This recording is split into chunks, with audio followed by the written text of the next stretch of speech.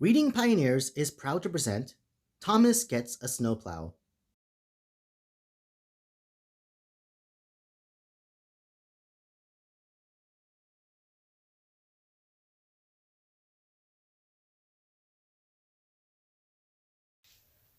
Early one winter morning, Thomas rolled out of his shed to check the weather.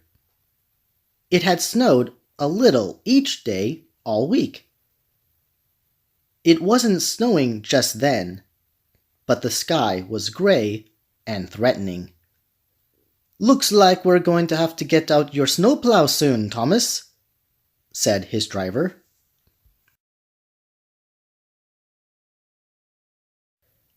Thomas was a really useful engine, but he did not like wearing a snowplow. "No!" he said with a frown. "I'm fine just as I am. Besides, my branch line was clear yesterday. I don't need a snowplow. It's not even snowing."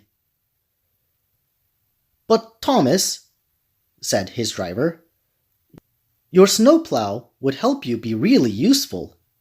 Why don't you want to use it?" "Snowplows look silly," Thomas grumbled.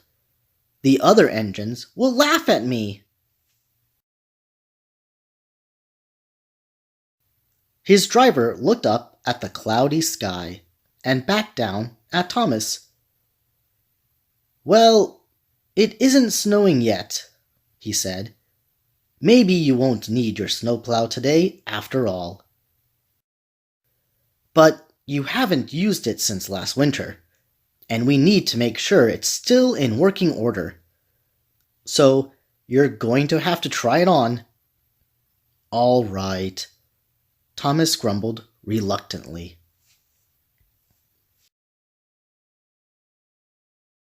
When he saw the snowplow, Thomas felt like steaming away.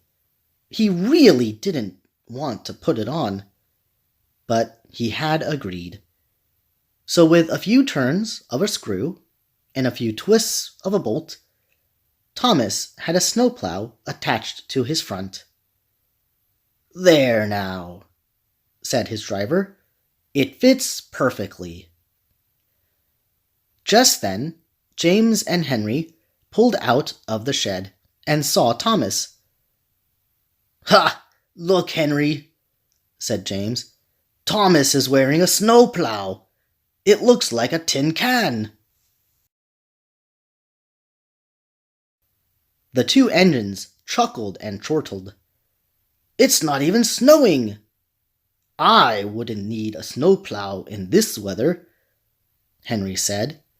"I'm big enough to get through plenty of snow without one." Thomas blushed and looked down. "Please take it off," he whispered to his driver. "All right," said his driver kindly. "But we may need to come back for it," he added, with another nervous glance at the sky. When Thomas started out, there was some snow on the ground, but the tracks were clear. He didn't need a snowplow at all. His first stop was a small station by an inn. As Thomas was pulling up, it started snowing lightly. The innkeeper hurried out to unload supplies. "Mighty cold winter we're having, Thomas," he said. "I'll need these extra blankets for my guests."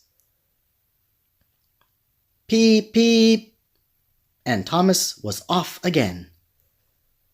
Thomas's next stop was at the general store, where he had a large delivery to make. "Thank you, Thomas," said the owner of the store. "With this weather, I can never have enough snow shovels, hats, and mittens. My customers will be very happy." Thomas smiled, peeped a farewell, and was on his way once more. By the time Thomas made his last stop, it was snowing hard. The trip home was very difficult. The snow was piling up on the tracks, and it was hard to see. Thomas just went steadily on, concentrating on his warm shed, and the other engines waiting for him at the end of the line. See, Thomas thought, I can do this without a silly snowplow. Finally, Thomas managed to get back to the shed. Percy, James, and Henry were talking about the snow. I've never seen it snow so hard, said Percy. Suddenly, Sir Topham Hatt hurried in. Toby is stuck on his branch line, he said.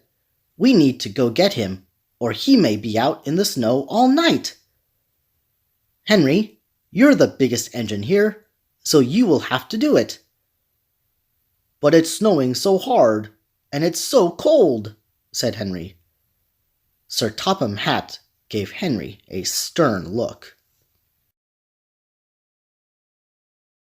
Henry quickly changed his mind and said, But I am faster than Percy, James, or Thomas, and I'm big enough to get through this snow without a snowplow. So Sir Topham Hatt climbed aboard, and they were off. Thomas's driver looked with concern at the swirling snowstorm. I'm putting on your snowplow, he said. I have a bad feeling about this snow. So with a few turns of a screw and a few twists of a bolt, Thomas had his snowplow on again. Just then, the engines saw a strange sight. It was hard to tell in the thick snow, but it looked like Henry, backing up into the yard.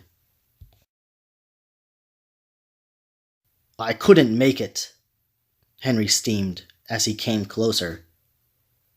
The track was covered in snow. I almost got stuck. I could barely back out. Thomas thought about how the other engines had laughed at his snowplow. Then he thought about Toby having to stay out in the snow all night. Sir, with my snowplow, I can do it, Thomas said. The snow was deep along the track, but that was no problem for Thomas's snowplow. It was still hard to see, but Thomas went slowly and carefully.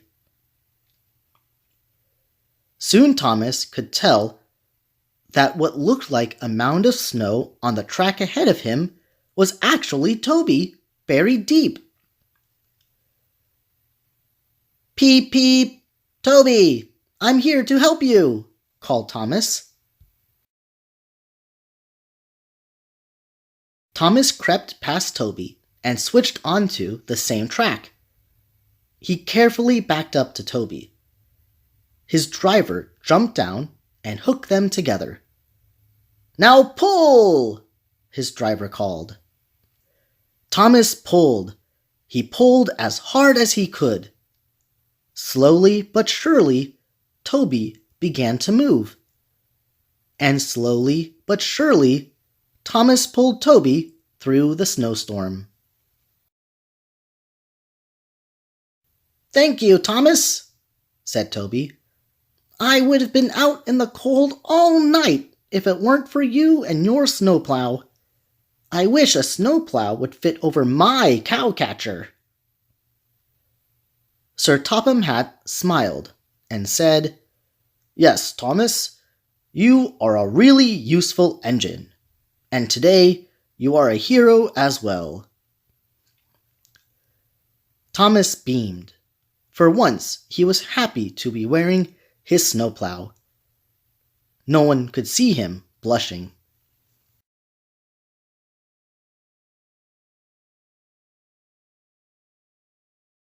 Thank you, pioneers, for reading along with us to the story Thomas Gets a Snowplow.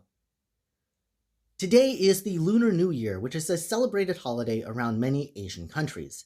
As it is the new year, I wanted to re-upload this video because it helps us see how we can change to become better for ourselves and for the people we care about. So for this year, I was thinking about things that I can do to help other people, and even if it's uncomfortable for me, how can I help others? And I think this is something we should all try to think about heading into 2021. While I have some ideas that I will be revealing later on throughout the year, also if you enjoyed the video, click that thumbs up button, subscribe, and share this video with others. Maybe you guys can work together to help each other with your goals. This is it for today's video, so thanks again everyone for reading along with us today, and as always, I hope you all have an amazing day. Bye-bye.